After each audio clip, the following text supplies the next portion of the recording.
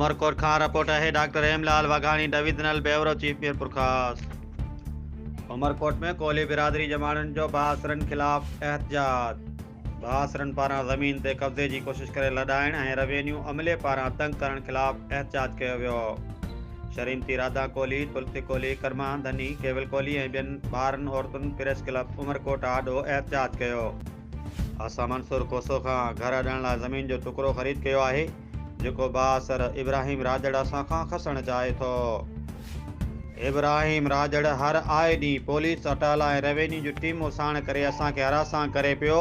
श्रीमती राधा कोहली जो इहो बि चवणु आहे त असां किलतनि जे माण्हुनि जो बाअसर जीअण जजाल करे छॾियो आहे।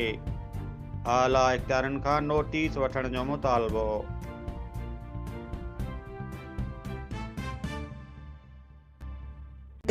मुझे बनी जो मसलो है, बनी जो मसलो है। पहिरीं मूंखे इहो विकिणे ॾिनी जो मूंखे हथराॾी पई आहे।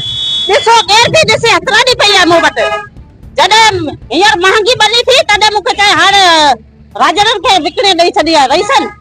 रईसन जी चापलूसी आहे तॾहिं त राजड़ डेली पुलिस खणी अचे थी, कॾहिं मां वारा खणी अचे थी। छाला मुंहिंजे घटी ते अचे थी हमलो करे असां ते। असीं ग़रीब ॾोहो कहिड़ो कयो आहे।